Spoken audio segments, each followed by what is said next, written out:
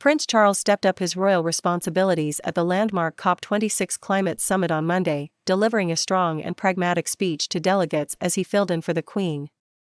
The Queen has missed a string of royal engagements in recent weeks following doctors' orders to rest. But her eldest son and heir to the throne, Prince Charles, has stepped up his responsibilities in response, leading the royal contingent at the long-awaited COP26 climate summit in Glasgow this week. The future king delivered a poignant speech, urging world leaders to find the solutions to tackle climate change once and for all.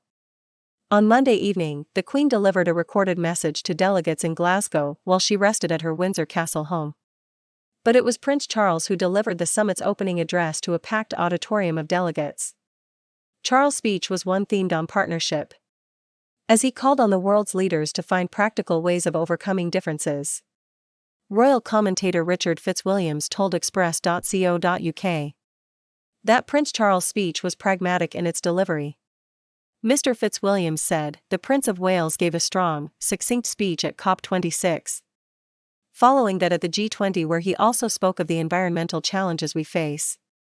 What was particularly significant was its pragmatic tone and his emphasis of the need for a partnership with the private sector to save the planet for future generations.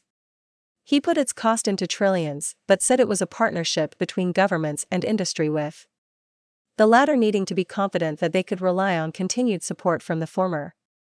He has in the past called for a Marshall-like plan for nature, peoples and planet." Prince Charles' speech also highlighted his own commitment to tackling climate change in his philanthropic work. Mr. Fitzwilliams added, as he reminded his listeners, he has also, in his Terra Carta, promoted sustainability and specifically reached out to business. For him, the result of the COP26 in Glasgow represents the culmination of half a century of campaigning on the environment.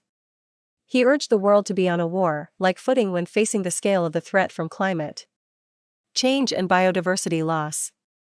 Prince Charles has long campaigned for the need to tackle climate change and protect the natural world. He has followed in the footsteps of his late father, Prince Philip, who was discussing many of today's issues decades before they entered the fore. Charles has also passed his passion for environmentalism to his eldest son, Prince William, who launched his inaugural Earthshot Prize Awards last month. The Earthshot Prize sees the Royal Foundation award 5 grants of £1 million to people helping combat the climate crisis. Charles' recent trip to Glasgow for COP26 is one of many royal engagements he has fulfilled in recent weeks, including a trip to Rome for the G20 summit last week. And the Queen may come to depend on Charles more over the coming weeks, as she has been ordered to rest for at least the next fortnight. A statement from Buckingham Palace explained the Queen will miss the Festival of Remembrance on November 13. But the palace added the Queen's firm intention remains to be present for the National Service of Remembrance on November 14.